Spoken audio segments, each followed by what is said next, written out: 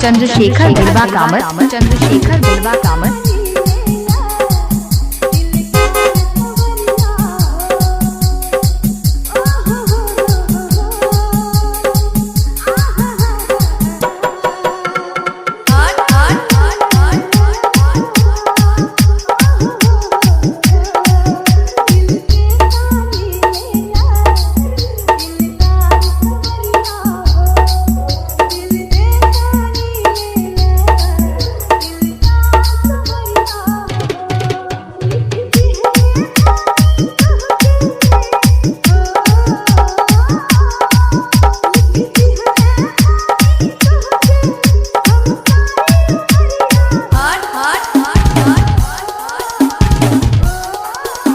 चंद्रशेखर बिलवा कामत, चंद्रशेखर बिलवा कामत।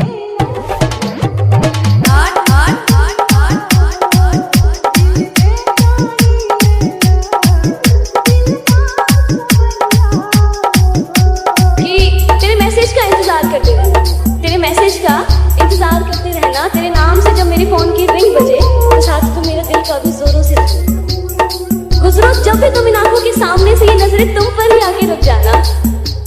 तुम्हारा मुझे देखकर बस मुस्कुरा जाने से मानो मेरा दिल का धड़कन। तुम्हारे चेहरे की उदासी देखकर मेरा दिल का तुमसे बात करने के लिए तड़प। हाँ, शायद मुझे भी तुमसे प्यार था पर वैसा नहीं जैसा तुम मुझसे किया। चंद्रशेखर बिलवा कामत, चंद्रशेखर बिलवा कामत।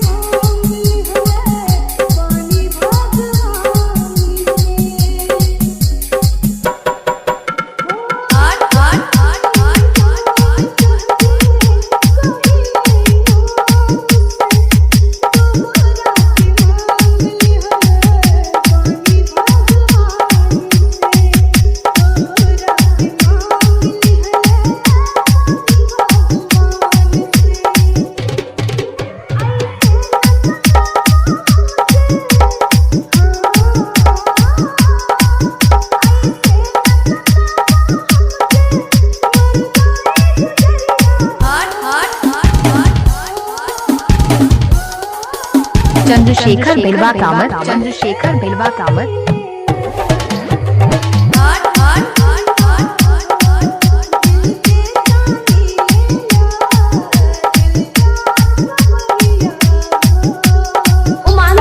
वो मानते थे कि हाँ माना मैं तुमसे अक्सर रूठ कर चला जाया करता।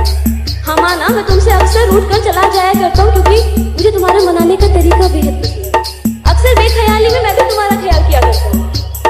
अक्सर बेख्याली में मैं भी तुम्हारा ख्याल किया करता हूँ जब मेरा भी दिल तुमसे बात करने के लिए तड़पता है। लेकिन फिर ये सोचकर कि तुम ही मुझे याद कर लोगी अपने दिल को कहीं और मशरूफ कर लेता हूँ। हाँ, शायद मैं भी तुमसे प्यार करता हूँ पर वैसा नहीं जैसा तुम मुझसे किया करते हो।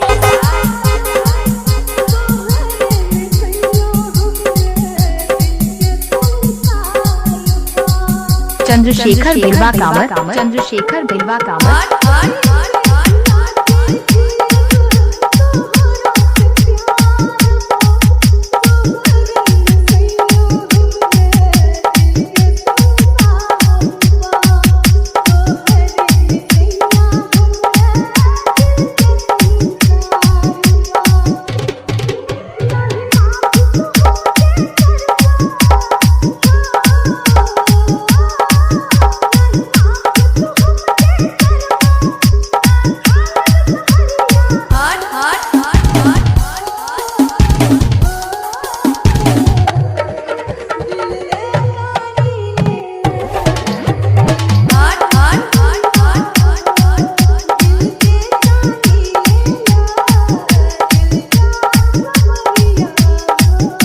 चंद्रशेखर बिलवा कामत, चंद्रशेखर बिलवा कामत।